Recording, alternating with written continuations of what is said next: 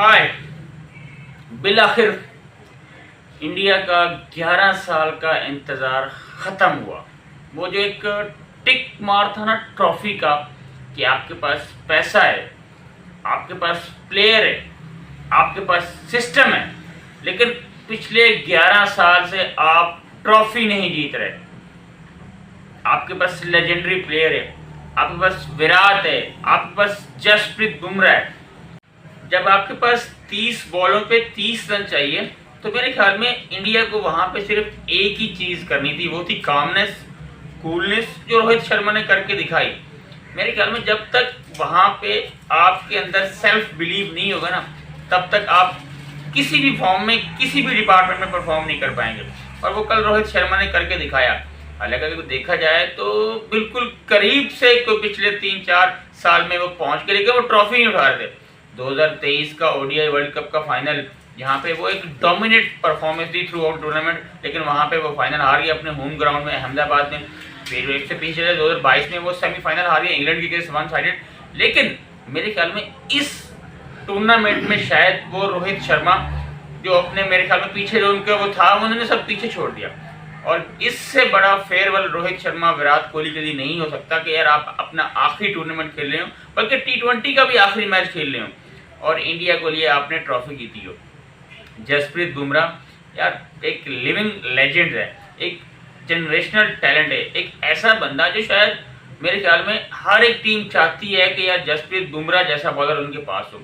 178 balls, 124 run और 15 wickets. I mean phenomenal performance है जसप्रीत बुमराह की थ्रू आउट टूर्नामेंट। और लगभग 4.5 से भी कम की इकॉनमी रेट है अगर हम इसकी इकॉनमी में बात डालें।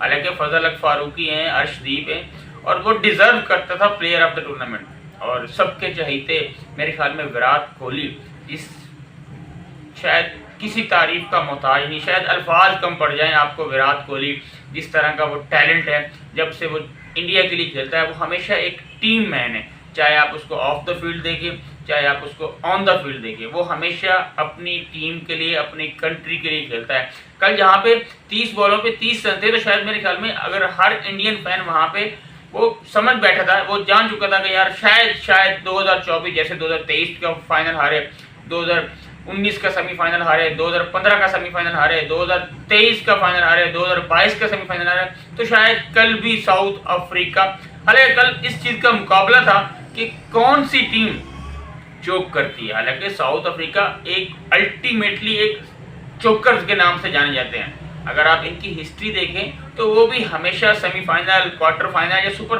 8 से ही बाहर हुए हैं। फाइनल तक आज तक उन्होंने क्वालिफाई नहीं किया, लेकिन कल फर्स्ट टाइम किया।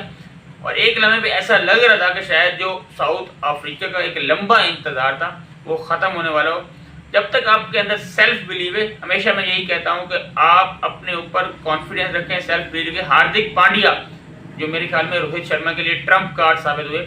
आज से 2 महीने आप पीछे चले जाएं तो शायद हार्दिक पांड्या को जितना ट्रोल किया जा रहा था मुंबई इंडियंस के अंदर, इतना शायद किसी प्लेयर के साथ नहीं। उनकी पर्सनल लाइफ में इशू चल रहे थे, उनकी वाइफ के साथ डिवोर्स के इशू चल रहे थे। मतलब उसने सबको पसे पर्दा रख के अपनी कंट्री के लिए, अपनी टीम के लिए और अपने मुल्क के लिए शायद एक ऐसा कारनामा दिखाया जो सदियों याद रखा जाएगा।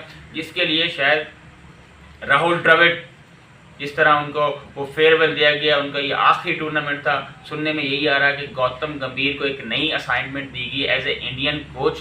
तो मेरे ख्याल में अब एक बिल्कुल एरा का एंड हो गया। आपका विराट रिटायर हो गया, आपका रोहित शर्मा रिटायर हो गया T20 क्रिकेट में, राहुल द्रविड़ ने अपने कोचिंग कैरियर का इख्तिताम किया। तो मेरे ख्याल में एक बेहतरीन और ज़बरदस्त नोट पे एंड किया है इंडिया ने।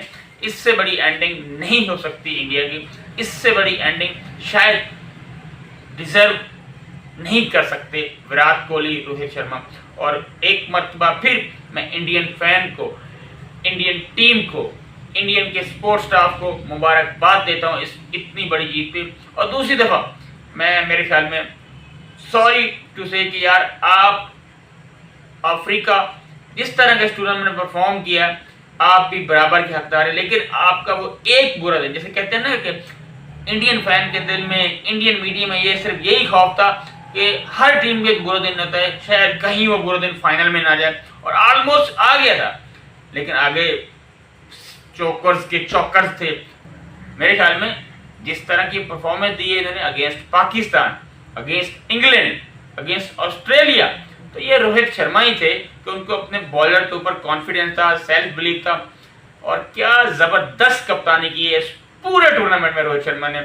जिस तरह का बुमराह को यूटिलाइज किया, जिस तरह अपने वो इस वर्ल्ड कप से पहले उनकी प्रेस कॉन्फ्रेंस दी कि मैं जाके वहां बताऊंगा कि मैंने 4 स्पिनर्स क्यों रखे हैं, और मेरे ख्याल में सबको जवाब है। As a cricket fan, as a cricket expert, हर बंदा यही जानता था कि यूएसए और वेस्ट इंडीज के अंदर आपके लिए स्पिनर बड़ा क्रिटिकल रोल प्ले कर रहे हैं। हालांकि कल उनके कुलदीप यादव का दिन नहीं था, वो ऑलमोस्ट 10 साढ़े 9 की एवरेज रन खाए, विकेट भी नहीं लिए, तब जाके आपने अपना होश नहीं गवाया। यहाँ पे तो कुछ लोग ऐसे होते हैं कि जहाँ पे उनसे कैलकुलेशन ही नहीं होती, आखिरी ओवर कभी वो नवाज से करा रहे हैं, कभी हारिस रऊफ से करा रहे हैं, जो हमेशा आपको डेथ ओवर में पिटता है। तो मेरे ख्याल में सेल्फ बिलीव ही था जो रोहित शर्मा को इस टूर्नामेंट में, और क्या आउटस्टैंडिंग कैप्टनसी की है इस टूर्नामेंट में। अगर आप इंडिया की इस पूरे टूर्नामेंट की जर्नी पे नजर डालें ना, तो वो एक टीम के तौर पर खेले हैं जो पाकिस्तान में नहीं थी।